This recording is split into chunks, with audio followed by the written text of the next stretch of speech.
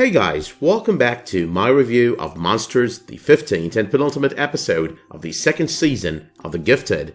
Now we've still got no news on the renewal of the series for a third season, but I'm kinda keeping my fingers crossed. I'm pretty much expecting Marvel Television to aim to please over the next few weeks, with the Fox acquisition coming through and all. Also, the letter to the fans from Jeff Loeb over the cancellation of all the Marvel Netflix series kind of really screamed, we aim to please.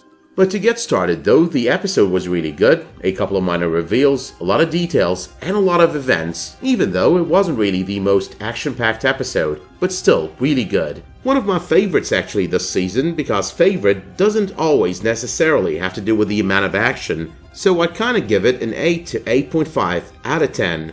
But however though, let us just start with breaking down the events of this episode, and number 1. So I liked the start of the episode with the 2-month ago flashback. It all felt like it was meant to give us this deeper understanding of the huge emotional impact that the supposed death of Clarice would have on John. It also got us to understanding more about Clarice, how she's been feeling, the things that gave her the motivation to leave the underground and join in with the Morlocks. But finally, it gave us hints and an Easter egg to the comics as to where she might be post the incident that allegedly took her life at the end of last week's episode. Gonna be talking about that when I'm reviewing another part of this episode, so let's leave that for later and move on to number 2. Besides the comic book possibility of where Clarice ended, the Easter egg to that, there's another Easter egg over here, because we've got Clarice talking about getting mixed with the Brotherhood. Now there's really no origin to such affiliation of hers with the Brotherhood from the comics, but I do assume over here that she's talking about none other than the Brotherhood of Mutants. Now the Brotherhood over here, in and out of itself, works as a direct reference to its founder, the man who keeps getting referenced on the series through Lorna, but his name the show never wants to mention, Magneto.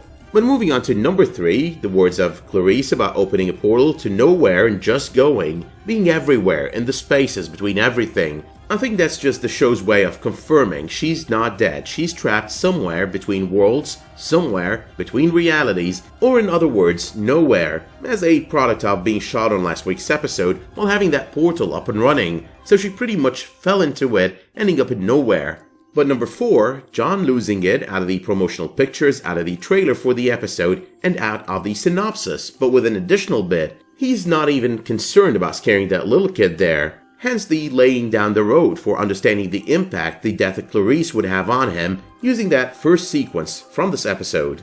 Number 5, Reva announcing her plans to the Inner Circle, the headline of which is 2 nations divided, ours and theirs. So we are basically possibly talking a reference to everything Mutant Nation from the comics, from Genosha being actually handed over to Magneto by the UN, to Utopia, to Santo Marco, among others. Now there's this one incident in the comics I've been trying to remember where or when, what issue, what arc, but everything is kind of melting in my head right now. However though, I could have sworn that there was this point in time on the pages of the comics at which the President of the United States sanctioned a piece of land to be given to the mutants in order for them to call it home. So it is one situation where this was sanctioned. Kinda sounds like the idea that we're convincing everyone out there that the mutants have got to get their own homeland and that the mutants and the humans have got to become 2 nations divided. But number 6 though, as I just stated, 2 nations and all of that was just a headline. But the devil is in the detail, and the detail of this plan is what's really gruesome about it. Destroy the institutions of a nation that hates us, a statement that as well means there's gonna be a shit ton of casualties on next week's episode, if and when this plan is executed. But number 7, the words of Marcos describing the Morlock tunnel incident from last week with the Purifiers and all, it was a massacre. Now I think it was a massacre myself, the way it was portrayed, what happened there. Massacre is definitely a fitting description of the events, but it does as well remind us of what happened to hundreds of Morlocks in their own tunnels at the hands of the Marauders in the comics. Now that arc was titled Mutant Massacre, and there's definitely no surprise here that it was basically an inspiration for this arc on the series, because all the series had to do was replace the Marauders with the Purifiers, and they have just got the same outcome. But number 8, Jace Turner is slowly starting to turn. Now, it is not going to happen overnight, it is going to take some time. The synopsis did make it clear on this one. He's gonna be conflicted between his moral code, his principles, all those good things that meant something to him at some point in time, And on the other hand, the pressure from the Purifiers and Ryan, which is pretty much the equivalent of his hatred for mutants because of 715. But as far as theories go, Jace Turner could end up being the game changer at the very end of the season, on next week's episode that is. We all need to remember that while he still hated mutants at the end of Season 1, he was close to the very end of the season, even though not so happy about it, the very same kind of game changer that I'm discussing over here. Number 9, we've got a callback to Season 1.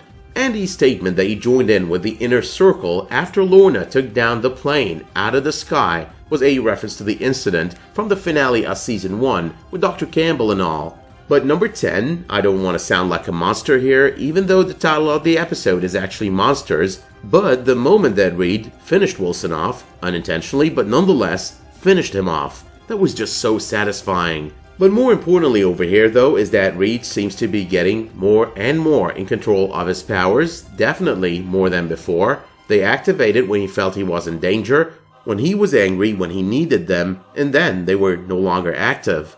Now they did get all random again when they got back home, but nonetheless, still more control. Number 11 though is we got a reveal of why Reva wanted the Morlocks out of the picture and out of the tunnels. Now it was kind of understandable why Reva needed to get rid of all the mutant leadership, the underground leadership, a few episodes ago, when she used the trainees team. Less opposition definitely means smoother operations for her, besides it also allows her to go for the usual, there you go, told you they hate us and they will kill each and every one of us if they can. But getting rid of the Morlocks though, that was about using their tunnels. They were neither with Reva nor against her, they were just leading the separatist life, and getting rid of them would be twofold, incite more hatred from the mutant side towards humans, while also freeing the tunnels to allow her access, allow the Inner Circle access to the entire city. But moving on to number 12, we've got Lorna confiding in Andy, telling him all there is to Reva's plan, telling him all about her alliance with Benedict Ryan, everything really. I do love though how Lorna made the statement that I've been making since the beginning of the season. It's always been about dividing and conquering. She needs the mutants to be angry, she needs the Purifiers, needs to use them to take out her competition. So yeah, Lorna tells Andy everything, all about the tunnels, the Morlocks, the families of mutants living there, and how a lot of them were wiped by the Purifiers only for the sake of Reva's plans going through. Number 13, we got a theme for this episode. Andy's biggest fear, as presented on this episode, is about being a monster, and his family hating him for it. Now the episode, as I mentioned earlier, is titled Monsters, and it seems to be about both kinds of monsters. Those who feel they are monsters and hate it, hate themselves for it, and those who are monsters but really love it and enjoy it, and can't get enough of all the bloodshed.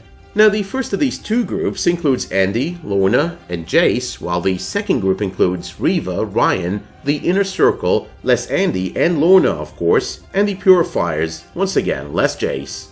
But number 14, all these setups throughout this season got us to that point where the teams are set, the pieces are in place, and everyone seems to be exactly where they're supposed to be for what I hope is going to be one hell of a finale.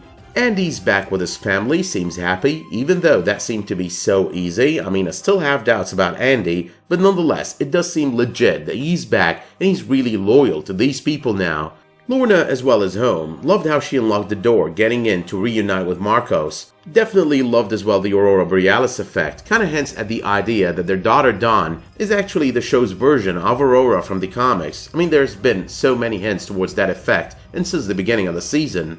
But moving on to number 15, the value of both Andy and Lorna to Reva and the Inner Circle has always been just symbolic. So it's always been about them being royalty. Lorna descends from the great Magneto, and Andy has got the Von Strucker blood running through his veins. So the description used by Reva at the very end of the episode, that was really fitting. Two legendary mutant families. But moving on, some stray comments over here come to mind over this episode before I do end this review, so let's go through them real quick over here. In number 16, it did feel kind of weird that Urg just took off with that little girl, didn't make a decision, then and there it was time to fight the Purifiers and the Inner Circle side by side with the Underground. There's also the question of, with him having been driven out of his tunnels, where the hell did he go? Number 17, Lauren's powers kicking back in just in time when they are needed. That was just so cliche. It just felt like the entire scene with Lauren and Caitlin went from 0 to 100 when it comes to Lauren's powers, and in a matter of seconds. It was like, shit, we're surrounded, I'm gonna sacrifice myself, run daughter run, and finally, hey, I got my powers back. But every cloud has a silver lining, and the silver lining to this one is we know in advance we're gonna be getting a Lauren with her full powers on the entirety of the finale. So we know in advance that we're going to be seeing more action, more culmination to the events of the entire season, and less of questions like when is the serum going to wear off.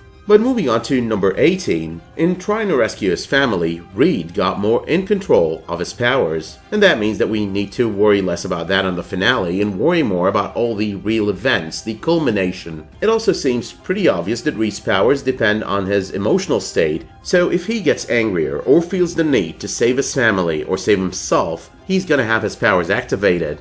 Number 19. Reed could have let Wilson go. Reed could have just destroyed his weapon, but Reed killed Wilson because he wanted to kill Wilson.